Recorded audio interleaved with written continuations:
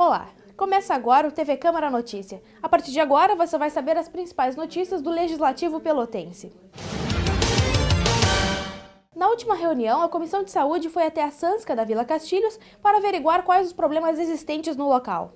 As instalações da unidade estão em boas condições para atender um número grande de pessoas. No entanto, as consultas acontecem somente 2 vezes na semana, no período da tarde, o que torna o atendimento deficiente. Na verdade, a gente não tem paciente porque nós não temos também os profissionais para a equipe completa para atendê-los, né? Falta principalmente médico. Hoje nós recebemos uma médica do Mais Médico, mas até então nós estávamos trabalhando sem médico. O médico que vinha aqui era só 2 vezes por semana, então a população sempre ela busca mais o médico, né? Para a enfermeira Maria Melícia, ainda existe um problema de comunicação com a comunidade. Segundo ela, existiam 4 líderes comunitários que mantinham o vínculo entre comunidade e Sansca, e agora não mais. Na verdade, a gente tem a falta de líderes comunitários, né? Até existe um salão aqui na rua da UBS mesmo, né? Que ele atualmente se mantém fechado. Porque tem não tem conselheiro municipal, não tem esses líderes, né, que ajudaria bastante. Ainda há a questão dos agentes de saúde da família, que são 6 e não suprem a necessidade da região, que possui 8.000 pessoas. 2.063 famílias, conforme o levantamento de março de 2014. E vocês querem duplicar isso para poder melhor atender? Sim, o ideal seria triplicar, né? O número de equipes, mas com 2 equipes completas, acho que daria já para fazer um bom trabalho. O vereador Marcos Cunha conversou com os representantes da unidade e também com o gerente distrital Centro Porto, Diego Santos, para saber os problemas e reivindicar as devidas melhorias junto ao Executivo. Está faltando comunicação entre a Secretaria de Saúde e as unidades básicas, né? O próprio gerente que veio aqui é um gerente que não tem ainda o quadro total da unidade, porque ele não está sempre aqui presente, né? É alguém que está circulando entre as unidades. Então, realmente nós vimos aqui que está faltando um gerenciamento melhor, né, dos recursos. Nós temos unidades muito precárias que têm um número muito grande de atendimentos e unidades muito boas como essa aqui que estão praticamente inutilizadas. Então, precisamos gerenciar melhor os recursos que nós temos. Câmara cedia encerramento do projeto educacional da Escola Municipal Independência. Os estudantes que participaram da atividade cultural foram premiados com medalhas e certificados. Logo após, foi feito um lanche de confraternização. Além de estarem satisfeitos pelos resultados do projeto, os estudantes e funcionários ressaltaram o prestígio de realizar a homenagem na sede do Poder Legislativo Municipal. Eu me sinto muito prestigiada de ter sido convidada para vir aqui, conhecer todos os vereadores. Eu gostei muito porque eu nunca tinha vindo aqui.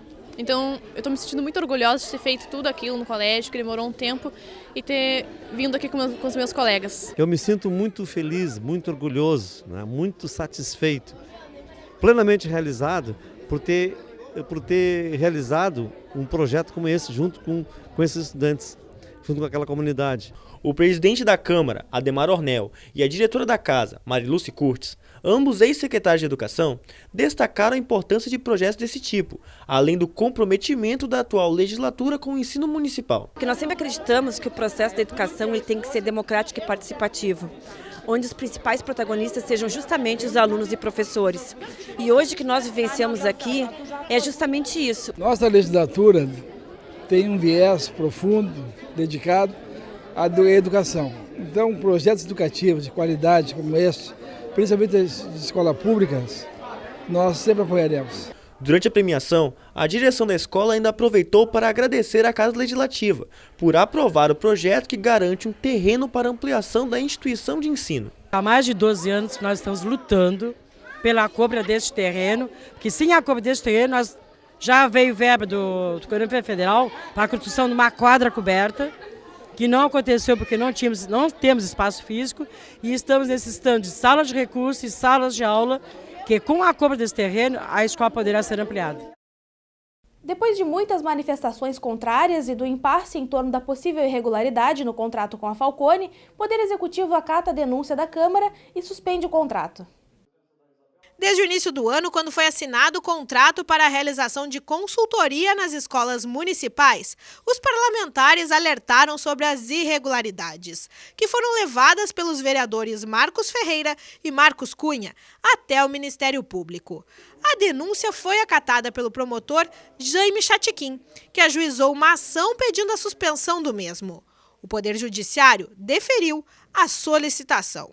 Há uma decisão do Tribunal de Justiça mandando cancelar o contrato com a Falcone por ser ilegal, por ser considerado ilegal, por ser considerado fora dos parâmetros que a lei exige de licitação. Não foi feita a licitação, foi pago um valor de R$2.150.000, quer dizer, um valor significativo. O tribunal entendeu, assim como já tinham dito os vereadores, que não poderia haver um contrato assim sem licitação. Houve uma manifestação pública do prefeito, reunindo a imprensa, dizendo que ele não acataria a decisão do tribunal. Isso foi um absurdo. Aí nós até alertamos aqui na tribuna, os outros vereadores também fizeram isso, assim, esse alerta, dizendo que se o prefeito não acatasse a decisão judicial, ele estaria sujeito a uma ação criminal. Marcos Cunha reforçou que o foco principal da Falcone não é a educação. E por isso, existem muitas outras empresas e instituições que poderiam prestar o mesmo serviço. A Falcone, nós já dissemos isso, a Falcone não tem nem sequer grande experiência nessa área. A Falcone, toda a documentação que nos apresentou aqui, só 2% da sua atividade é destinada à educação.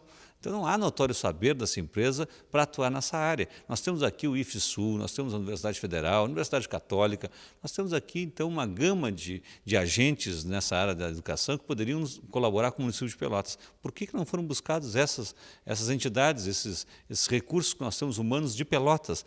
Por que chamar uma empresa de fora, de Minas Gerais, para fazer esse estudo? Mesmo com a decisão inicial, o prefeito insistiu em manter a consultoria, atitude que foi criticada pelo Poder Legislativo.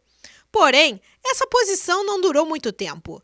Na semana passada, o chefe do Executivo voltou atrás e decidiu suspender o contrato. Essa posição é bem clara. Eu e o vereador Marcos Cunha denunciamos no Ministério Público esse contrato que era uma ilegalidade, um saque aos cofres públicos da nossa cidade. A Justiça mandou o prefeito cancelar o contrato, o prefeito demorou e agora tomou essa atitude, que eu acho que é uma atitude sensata, porque é o dinheiro do povo da nossa cidade. Nós queremos o melhor para a nossa cidade. E o prefeito tem responsabilidade. Se ele não acolhesse a decisão da Justiça, seria responsabilizado criminalmente. Provavelmente os assessores dele dizem para ele cumprir, está cumprido, e quem vai ganhar provavelmente é a cidade de Pelotas. O Poder Legislativo tem um papel fundamental para que possa ter ocorrido esse cancelamento desse contrato, que era um contrato, na minha opinião, fraudulento, que só saqueava o dinheiro da nossa cidade. Desde o início deveria ter se posicionado dessa maneira, mas nunca é tarde para agir bem. Eu acho que o prefeito volta atrás e age corretamente quando cumpre uma decisão judicial. E agora vai ficar pacificada essa situação até a decisão final nesse processo. Não é uma decisão final ainda, mas durante o processo, uma decisão do Tribunal de Justiça tem que ser cumprida. Nas declarações para a mídia, Eduardo Leite relatou que a suspensão vai causar prejuízos para as escolas. O vereador Marcos Cunha discorda dessa posição e salienta que as deficiências na educação não vão ser solucionadas com uma consultoria. Quando nós estamos vivendo uma situação aí de precariedade na área da educação, que as crianças não têm sequer sala de aula, estão alojadas em containers. Ora, as crianças estão alojadas em containers. Será que nós precisamos de uma consultoria para nos dizer que primeiro nós temos que dar condições físicas adequadas para nossas crianças? Nós precisamos de uma consultoria de R$2.150.000 para dizer que o professor tem que ganhar o piso do magistério, que nós temos que ter condições mínimas de atuação nessa área?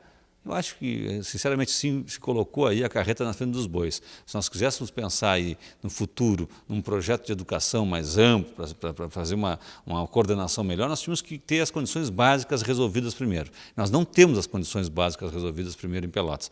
Na semana passada, os vereadores Marcos Ferreira e Ricardo Santos foram chamados no residencial Araganos para mediarem conflito no local. O residencial foi entregue no mês de maio, no entanto, muitos apartamentos ainda não foram ocupados pelos agraciados. Os donos alegam que a demora para entrar nas casas é devido ao atraso da entrega do cartão do programa Minha Casa Melhor, para poderem adquirir móveis. Todo o processo legal, a gente fez o tempo de espera, temos o contrato lá da Caixa, tudo assinado, tudo certinho, não tem nada ilegal, tudo certinho. E como é então que a casa foi invadida por uma pessoa? Segundo a minha esposa, que nós temos que ir esperando o cartão da Caixa para nós poder imobiliar, que nós não moramos com a minha sogra e nós não temos verba para imobiliar. Só que aí esse cartão chega hoje, chega amanhã, chega hoje, chega amanhã, até agora nada. É o motivo da casa estar desocupada. E até que dia você tinha que ter entrado na casa? Até sexta. Essa demora gerou ocupação indevida das moradias. A jovem Juliana Vasconcelos, grávida de 6 meses, há poucos dias se apossou de um apartamento, mas não esperava pela chegada do dono. Invadi, porque eu não tenho onde morar, eu sou gestante. E agora pegaram e me tiraram, eu não tenho mesmo para onde ir. O lugar que eu tiver para ir é debaixo de uma ponte, eu vou ganhar meu filho na rua, vou viver na rua. Pode ver, eu tenho um colchão, só um colchão que eu estava dormindo e um sofá. E todo mundo estava invadindo e eu vim junto, vim ver. Aí eu achei essa daqui invadir, porque todo mundo, a maioria está invadida aqui. Você está inscrita na lista para receber um lugar como esse? Não, eu não estava inscrita, mas ontem eu falei com a conselheira tutelar, ela disse que ia me ajudar. Assim como ela, Sabrina Fonseca possui uma filha de 2 anos e foi despejada de onde morava. Com isso, procurou solução para o problema no Aragano. Muita gente está invadindo. E aí, como eu fui despejada do aluguel, eu vim para ver se realmente estava para invadir. E aí eu vi que estava vazia a casa, que não tinha morador. Na verdade era para ter vindo até dia 31. É sinal que tem gente que não precisa. E como eu preciso, eu não vou morar embaixo da ponte com a minha filha, não tenho onde morar, eu não vou morar na rua com ela, arriscar a vida da minha filha.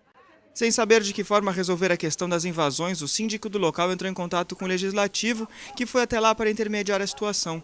Ânimos exaltados, discussão, propostas de apoio e, por fim, nenhuma resolução. Os vereadores Ricardo Santos e Marcos Ferreira estiveram aqui no local e, junto dos ocupantes e dos proprietários de apartamentos, também junto com o representante do executivo, se reuniram aqui nesse espaço para debater o assunto e resolver da melhor forma essa questão. Desocupar, ocupar, o que fazer com essas pessoas que estavam nesses apartamentos que não eram seus. A gente foi chamado aqui para constatar o que vem ocorrendo já em todos os empreendimentos do Minha Casa Minha Vida de baixa renda na cidade, que é as pessoas que são contempladas que acabam não ocupando, deixando vagos os apartamentos para comercializar. E hoje aqui a gente constatou pessoas que ocuparam, novos ocupantes vieram invadir os apartamentos e demonstra a irresponsabilidade do governo. É lamentável, saímos daqui, chamamos o superintendente Marcelo Pinheiro, veio assistente social, no qual fizemos uma ampla conversa com todos os ocupantes e estamos neste enfrentamento agora. O que fazer com essas pessoas que ocuparam, que não tem para onde ir? Aconteceu na presidência da Câmara um café da manhã que homenageou os pais da casa. A direção da Câmara promoveu a atividade com o objetivo de destacar a importância do papel desses líderes de família. Nas manifestações foi salientado que esses homens conseguem ter a tranquilidade na hora de dividirem suas rotinas entre o trabalho e as tarefas de casa. O momento serviu também para confraternizar e integrar os funcionários do Poder Legislativo. Esse evento nos permite homenagear, nos discutir, nos permite refletir sobre uma pessoa que é referência nas famílias, que é o pai. Da importância do pai para os filhos, dos filhos para o pai. Então a discussão que a gente tem, à medida que a gente prestigia o evento, da importância do evento, do significado do evento, a gente está refletindo sobre isso. Semana passada, os vereadores Beto Zetreas e Anderson Garcia prestigiaram 2 assinaturas que vão movimentar o Porto de Pelotas. O primeiro ato foi a assinatura de um convênio com a Ox Naval, que vai permitir que Pelotas forneça suporte para embarcações estrangeiras, o que vai devolver para a cidade o caráter de porto internacional. É uma operação com embarcações coreanas que ficarão atracadas aqui no nosso porto e a partir do ano que vem, de 15 em 15 dias, serão descarregados, pescados, oriundos de águas internacionais próximas às Ilhas Malvinas ali na Argentina, em que esses pescados serão embarcados aqui no cais do Porto de Pelotas, fiscalizados pela Receita Federal, estufados já os contêineres em cima dos caminhões e logo a seguir esse produto vai para Rio Grande, onde de lá vai especialmente para o continente asiático, né? Na sequência foi oficializado um protocolo de intenções que vai permitir a elaboração de um projeto para a captação de recursos, com o objetivo de qualificar o acesso do Porto de Pelotas e assim permitir que a celulose rio-grandense utilize o porto para o transporte de madeira para Guaíba. O grande passo é o acesso ao Porto de Pelotas. Esta parceria com a celulose rio-grandense que vai nos doar o projeto executivo e o governo federal e o governo estadual contratarão a obra do acesso ao Porto de Pelotas. Com a hidrovia Brasil-Uruguai, incluída no PAC 3, com investimentos aí da ordem de R$1 bilhão em 10 anos. Nós aqui teremos uma outra realidade no nosso porto. E isso significa a melhoria do nosso custo de logística, nos deixando mais competitivos para a atração de investimentos. A própria integração do ponto de vista da infraestrutura portuária, da área retroportuária, para que os caminhões também não precisem passar pelo centro histórico da cidade. Isso também é custo. Isso também pode gerar dano ao patrimônio, porque são caminhões pesados, etc. Então, do ponto de vista das condições de operação do porto, o porto, a partir de hoje, viverá uma nova realidade. Com a concretização dessa ação, o porto vai diversificar suas atividades, além de ampliar em médio prazo o transporte de cargas. Isso possibilita que uma operação transforme, revolucione aqui o nosso porto, ou seja, será uma operação de em torno de 1.290.000 toneladas de madeira bruta por ano. Isso representa, para o telespectador ter uma noção, entre 100 e 120 caminhões bitrens, em que essa madeira bruta vai ser carregada aqui no porto, em chatas de 4.000 toneladas, que leva essa madeira até Guaíba, até a fábrica da celulose. Isso vai ser em torno de 3 vezes o que é o movimento hoje anual, e com uma possibilidade de que junto com isso exista uma diversificação do volume de cargas e que a gente possa hoje, transportando em torno de 400.000 toneladas ano, num período curto de 2 anos a gente possa transformar isso em 2 milhões e meio de toneladas ano movimentadas no Porto de Pelotas. Tanto para os envolvidos quanto para os representantes do Parlamento Municipal, parcerias como essas entre o governo do estado e serviços privados permitem o crescimento e o desenvolvimento econômico da região. Teve, nas parcerias, tanto com a Ox Naval nesse primeiro momento, quanto a Celulose Rio Grandense, despertar para outras empresas virem explorar aqui e participar desse processo, desse porto. Com certeza teremos aqui o corredor da hidrovia do Mercosul, passando pelo Porto de Pelotas, e também aqui agregar a mão de obra qualificada que esse porto tem para os seus trabalhadores da SPH. Então ficamos muito felizes, o Poder Legislativo que debate lá no Parlamento, outros colegas vereadores falam do desenvolvimento, falam da questão do Porto de Pelotas, e que bom que nós tivemos a satisfação de poder nesse momento celebrar. Porto de Pelotas tem que ter um desenvolvimento maior do que ele já estava tendo. E a assinatura de um contrato desse tipo, ele mostra que nós podemos fazer um trabalho internacional com o uso do porto, e é o começo de uma nova etapa.